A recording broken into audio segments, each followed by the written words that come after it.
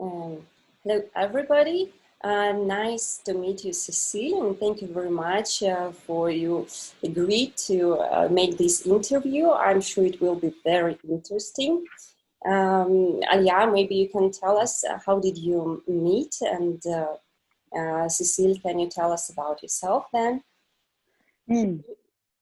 Yeah, we met in Peru in 2018 in November, if I remember. And it was like a very memorable meeting because Cecile was like one of the brightest personalities in the group. And she told me first about the Akashic Record and her amazing training with the people from the culture in America, in North America, right? And how they had to put her through the process of like becoming a true warrior and everything else. It was like absolutely unbelievable. I've never heard a story like that in my life, to be honest. You're the only one. Oh, yeah. I didn't know that. Yes. Thank you so much. Yeah, thank you for the introduction and thank you for having me here with you today.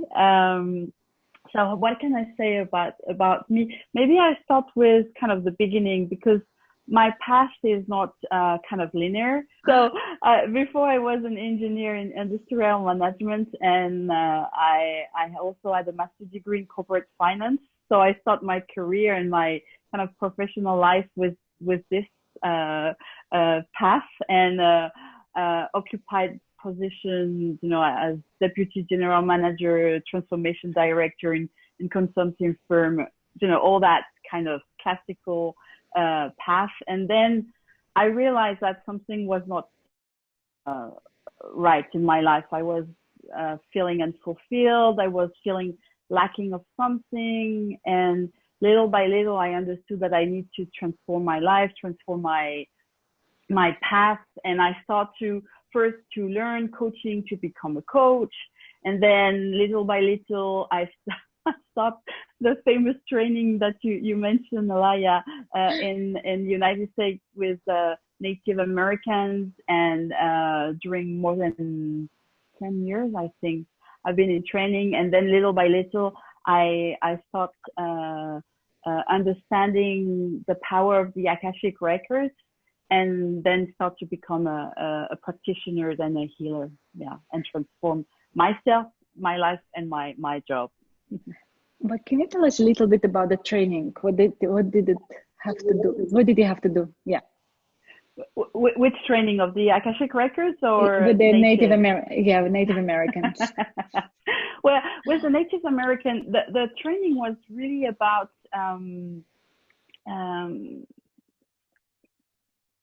first facing my fears and understanding the power I had inside, connecting to that power and transforming my inner limitation. So that was the first step of the training, and that was during, I think, 3 years.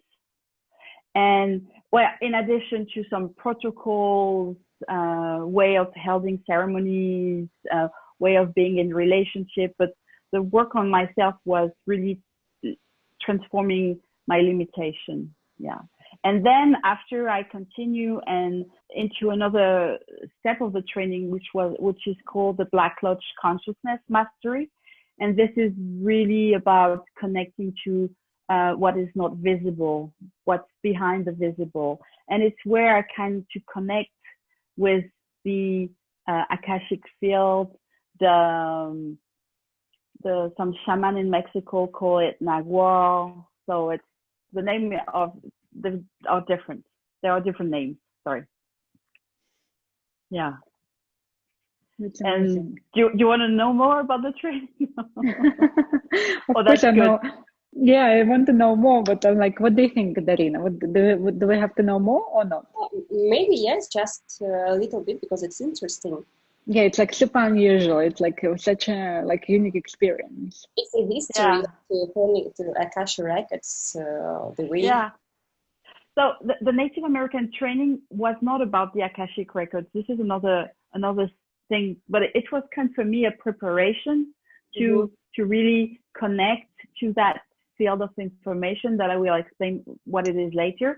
But the Native American training that I took was, Native Americans teach with medicine wheels, and medicine wheels are maps of knowledge that exist, that has been available for humanity for maybe 35,000 years. That's the myth of the tradition I've been trained in. And those medicine wheel carry information in different directions, cardinal and non-cardinal directions. And the knowledge is infinite. It's like a fractal of knowledge. Yeah. So it's basically the same concept as the Akashic Records, right? Like we see like one part and then it's like a part of the huge system, or no? Well, it's knowledge.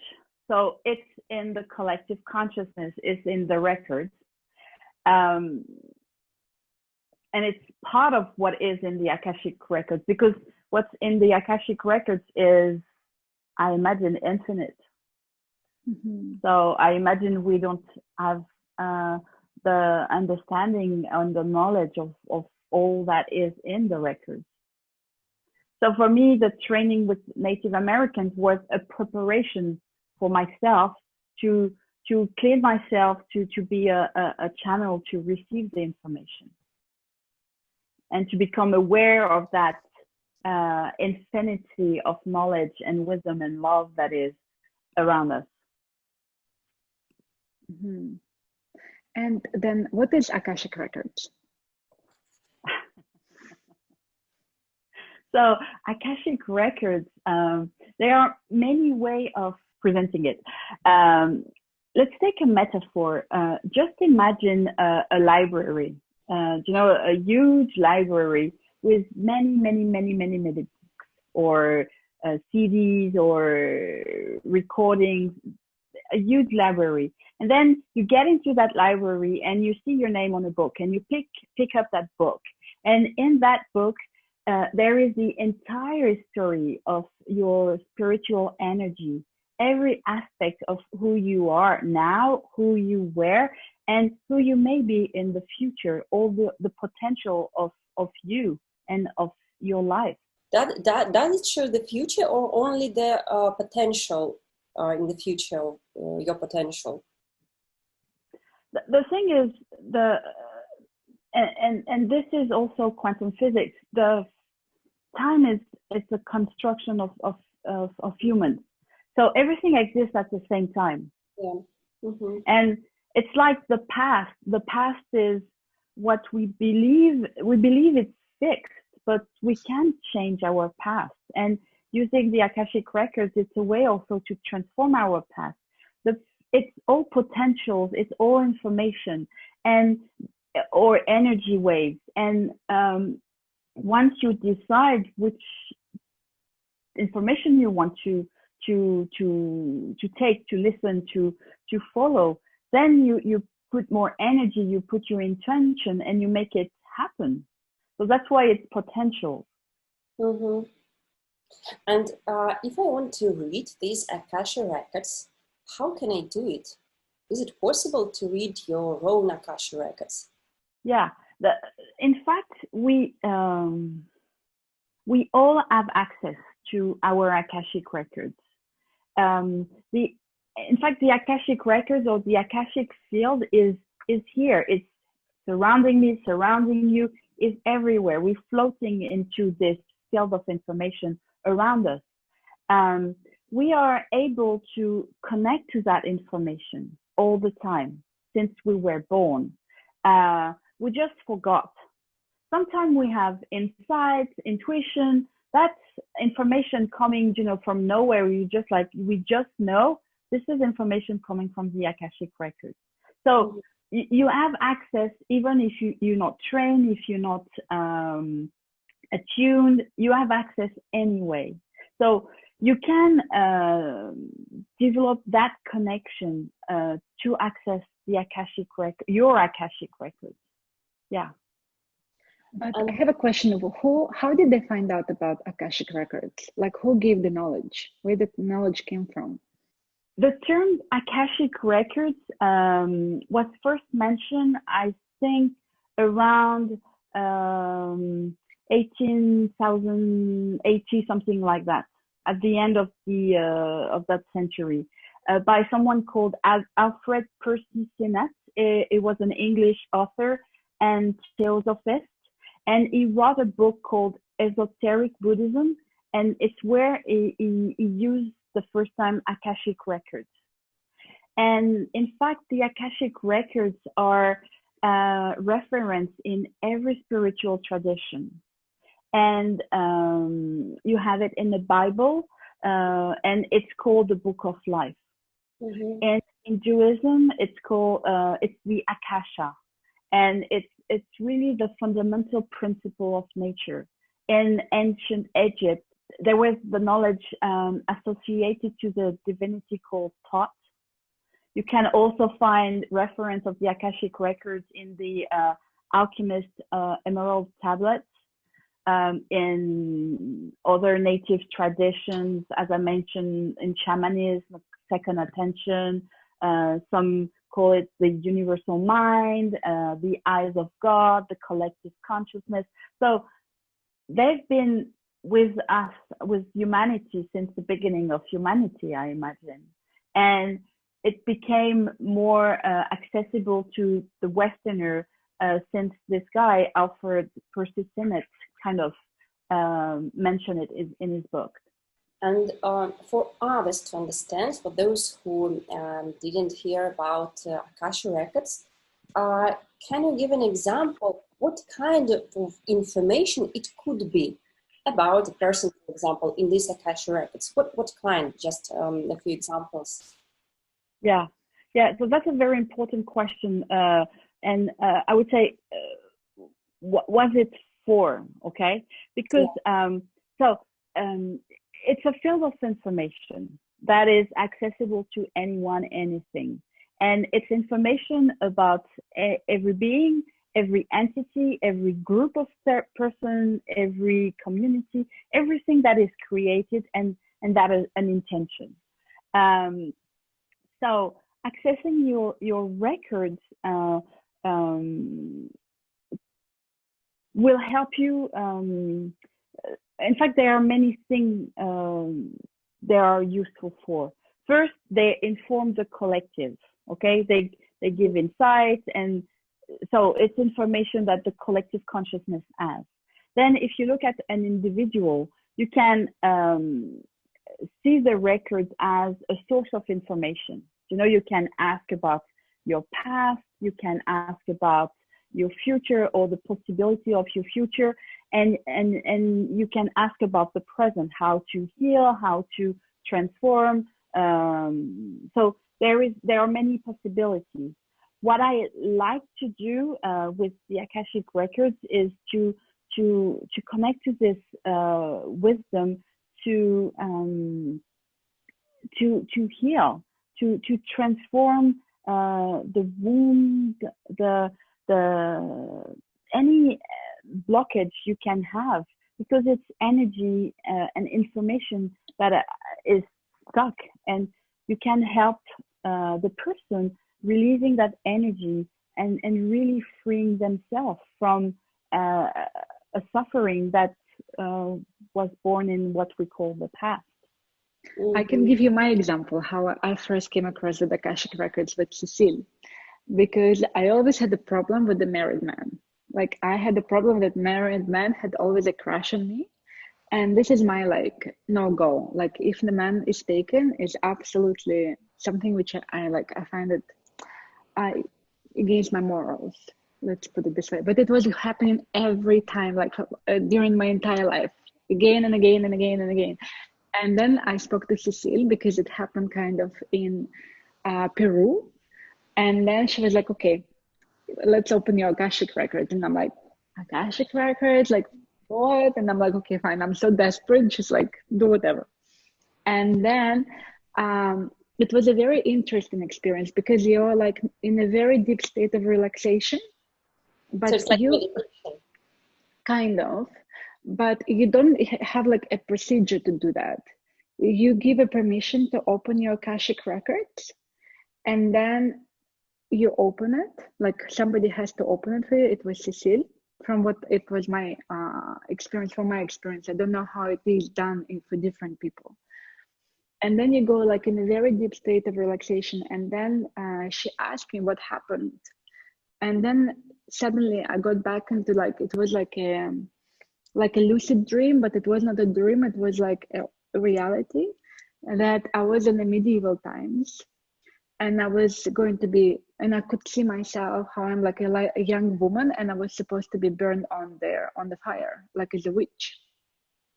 And I realized that I had a kind of affair with a married man, and this woman was like kind of like against me, and everybody in the village wanted to like punish me for that because it was against the church morals. And Cecile asked me like, what happened? What did you say to yourself? And I'm like, never ever again I'm gonna suffer because of men, and I will never put myself in a situation like this. And then it was happening and again and again and again in my life, like probably this lifetime.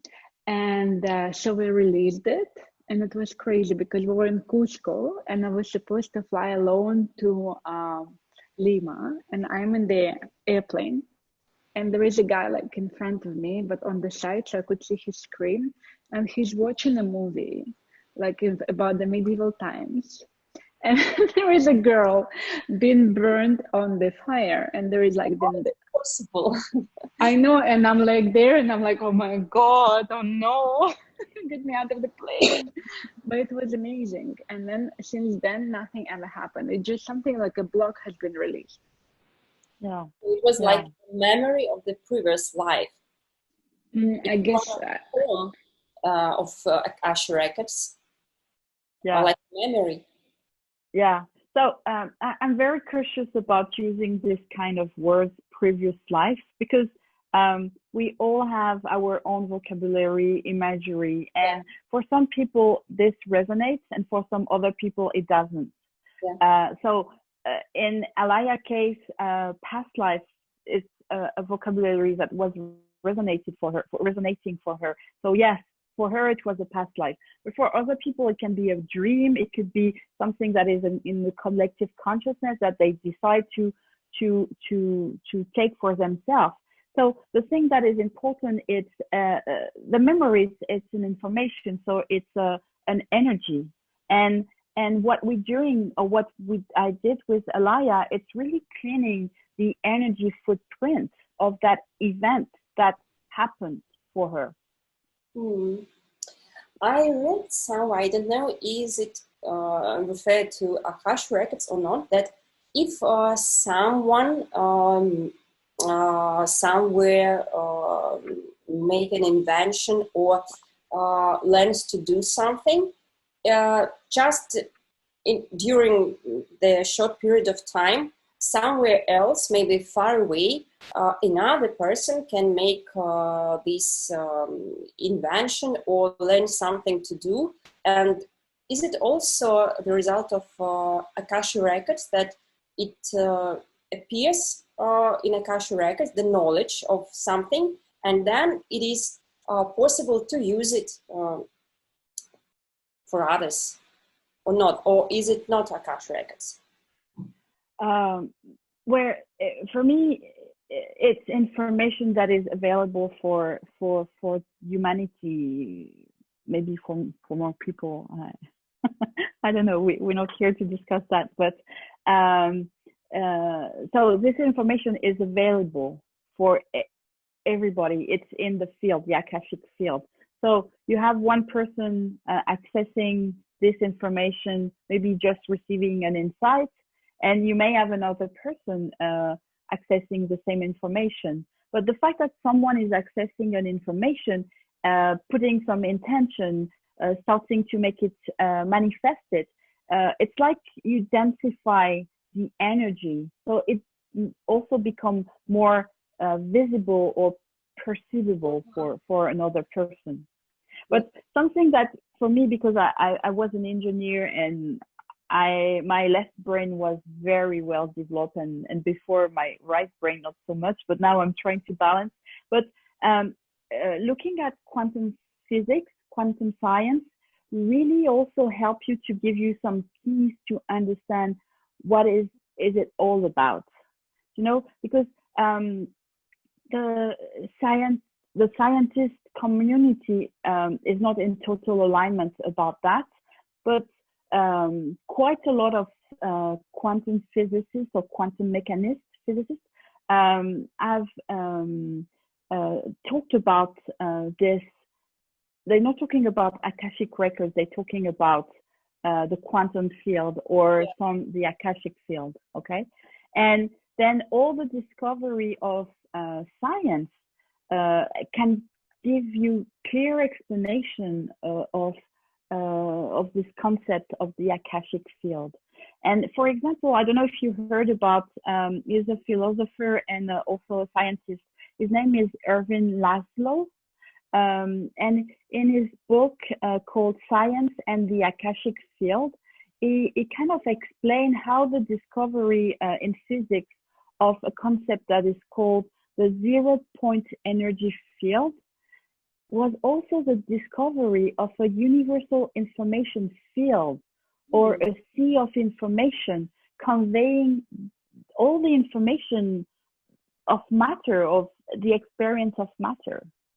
So there are some explanations, physics explanation, scientific explanation of the Akashic field.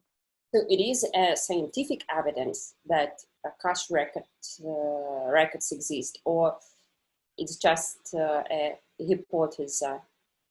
So the scientific evidence is about the Akashic field. The fact that there is a field of information, that we are floating in that field of information. That has been proven by all the famous, you know, all the one, you know, Bohr, Heisenberg, Schrödinger, all those scientists, and even the new one, Aramane, Guillemot, Klein, all those people, they work with this concept. I cannot say that Akashic records associated, so the information associated to a soul, an entity, has been demonstrated. Do you see the difference? Mm-hmm. It's like Einstein. He was always stressing out how important imagination is. Yeah. And Nikola Tesla, he made all his experiments firstly in his brain. By the way, it's also another question. What do you think? Nikola Tesla, Einstein, Mendeleev, they made all those discoveries thanks to Akashic Records. Is it connected to Akashic Records or not? That's a tough question. First, I was not there. Well, we could go and open or connect to them. We cannot open their records because we don't have their permission. But we can open the records of or connect to them in the records. My belief is, I like to believe that it's true what you're saying, okay? Because I know when at my simple level I'm creating something, I'm opening the records and I'm getting information, unbelievable information, you know? Like, I want to share with you an example. I've created a program for women, and I've been thinking of this program for more than maybe 5 years. And I was not able to really birth it. And one day I decide to, okay, now it's time. I open my records and I birthed it really, like it came, I channel it in 1 hour, the whole program. So you can have access to this infinite well of information. So I believe that, yes, they did. What I know is, for example, for two quantum physicists, the founder of quantum physics, the name is Bohr and Schrödinger. Yeah. They was using the Veda, which is the Hinduist knowledge, the Upanishad, to help them to kind of prepare their work and confirm what they were discovering. And all this is connected to the Akasha, which is a core concept in Hinduism. Mm-hmm. So I believe yes. Then I don't know. Sounds really exciting. But okay, if I want to open my Akashic Records, can I do it myself or I need help? If I can do it myself, how can I do it? I want to open my Akashic Records and ask some questions. What should I do? So opening your Akashic Records is, in fact, it's not super complex. It's attuning yourself to the vibration of the Akashic Records. So I imagine you can try to do it on your own. I think the fastest way is to be attuned by someone who is holding the knowledge of how to do it.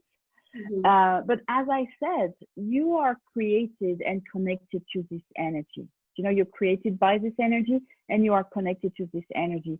So you are like everybody, everything in the universe. So you can access to the Akashic Records. And sometimes you may have an insight, an information, an intuition that is coming directly to you from the Akashic Records. So if you want to do it more consciously, I would say, you need to be attuned, as I said, and then you train yourself to understand the difference between being in this reality and being connected to the Akashic Records, because the vibration is different. At the beginning, it's very subtle. You feel, maybe some people feel a bit drowsy, some more excited, but then the more you practice, the more you...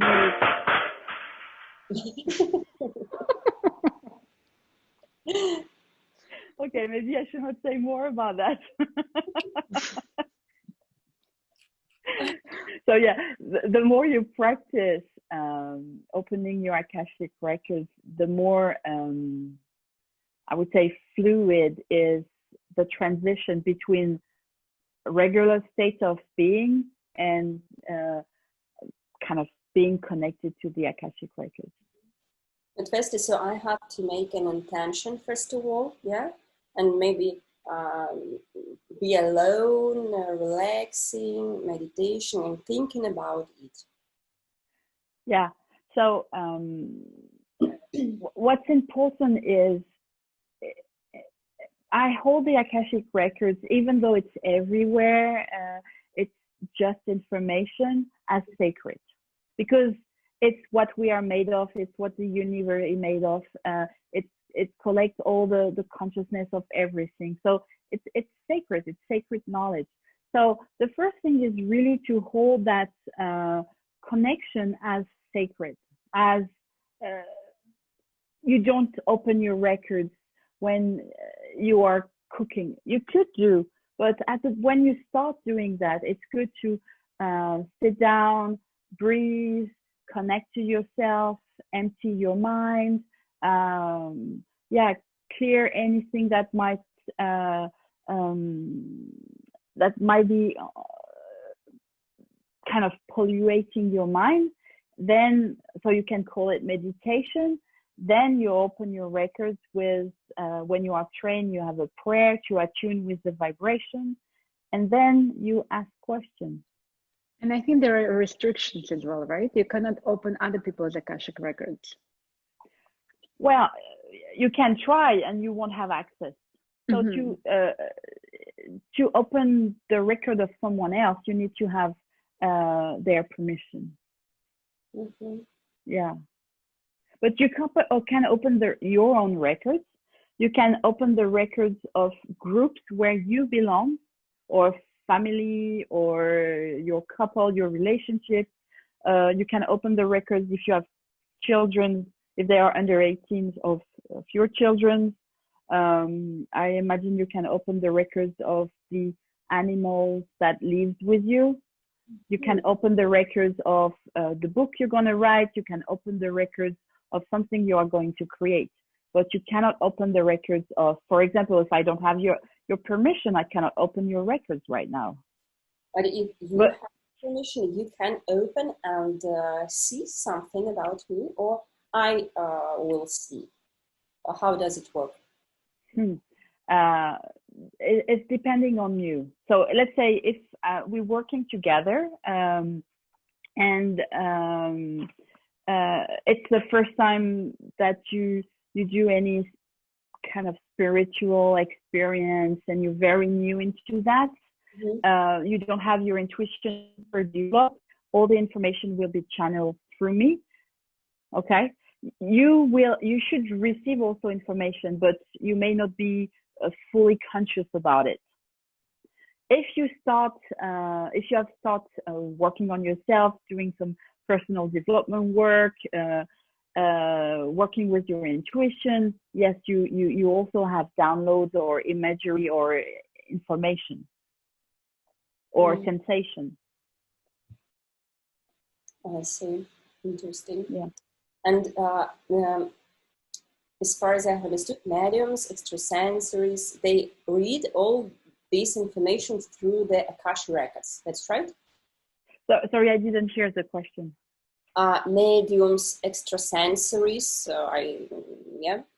they read this information about the person, about the future, for example, about the past, through the Akashic Records. That's right? Yeah. So this is really depending on the person who is channeling or streaming the information. I remember when I started working with the Akashic Records, I was receiving a lot of images. And then for me it was difficult at that time to explain the images because I didn't want to interpret it. Then I asked the records to have information in other forms. So I was receiving just downloads, just like sometimes it was a script. I was just repeating the information I was getting. Now it has been transformed again, and it's a mix of imagery, physical sensation, and information. But some people are auditory, so they're hearing sounds. Yeah. But it's just the form how they receive the information. Yeah. Remember, we are a perceiver as human. We are antennas. We are a receptor of information. And we have all our senses to receive this information. And some are more developed than others, depending on the person. And by the way, why do they call Akashic Records? The name Akasha is it's a Sanskrit term, and it means in Hinduism, Vedantic Hinduism, the basis, the essence of all things in this material world, and it describes the one, the eternal, the all-pervading energy that infuses everything that is created in the universe, and also that is not perceptible. We don't see it. In Buddhism and Jainism, it means the infinite space. And as I mentioned earlier, the theosophy, this mystic religious philosophy, has popularized the word Akasha as an adjective through the terms of Akashic Records or Akashic Library or Akashic Chronicle. And it refers to the etheric collection of all knowledge and history and potential. Yeah. And the word record means that any information is recorded. So it's there, it's kind of stored for the one who can access it and for everyone. Yeah. And Akashic Records exist always. Yeah. About the future, the past, but in one moment. And I imagine this is like, if it's like from the Vedic knowledge, it's not the planet Earth only. It's like all the universe is there, right? Yeah. Yeah. Well, we have a human vision of it, but the masters, when you are well trained or experienced in the Akashic Records, you can have access to non-earthly information. Yeah. It's unbelievable. Yeah. Well, when you talk about Akashic Records and what it can be, with our current perception of life, it's unbelievable. But as soon as you are in the Akashic Records, as soon as you understand quantum physics, there is nothing unbelievable. It's super concrete and believable. Mm-hmm. Well, it's very interesting. Yeah. Yeah. And by the way, I just think about this. You know, there are some people, they're channelers, yeah, they receive some information and write, so they connect to Akashic Records. Yeah. Yeah, like spontaneous writing, it's often information coming from the Akashic field. Yeah. Great. Mm-hmm. Yeah. The thing is, as I said earlier, right now, some of the questions you are asking me are coming from the Akashic field. You know, you have access to it. The thing is to become more conscious about it and to become more intentional of using the Akashic Records and to use it with integrity and respect. Mm-hmm. So that's important to learn about it. I see. Well, it was really very interesting. I'm sure the people who will watch this video, they will be very interested in this topic and maybe will start to research and become more conscious and will think about it and practice. Yeah. So it's the person who is watching or who are watching this video are interested is just to trust that the information they will receive, like Alaya having this guy watching a video in front of her about a vision, is really trusting that what will come to them is great. So I prefer to say, okay, be open, receive what is coming to you. If you see a commercial, an ad on Facebook, click it. Just be curious. If you search for Akashic Records and then a title in Google appears that attract you, go and read it. If you find a book in the shop, buy it. You know, like, be more fluid with the information that is all around you. Yeah. Thank you. Okay, Alia, do you have any questions? No, I think it was like really interesting. Yeah. Interesting, yeah. Really very interesting. Mm-hmm. Maybe we can continue one day and make episode 2. Exactly. Yes. Yeah. Is it possible to open Akashic Records of the other person? Well, yes. Alaya example is it's a proof of that. So you can open the records of one person, a group of person, an organization. I've opened records of businesses, of animal kingdom, all this kind of thing. So you can open the records of other entities. And as we mentioned earlier, you need to have their permission.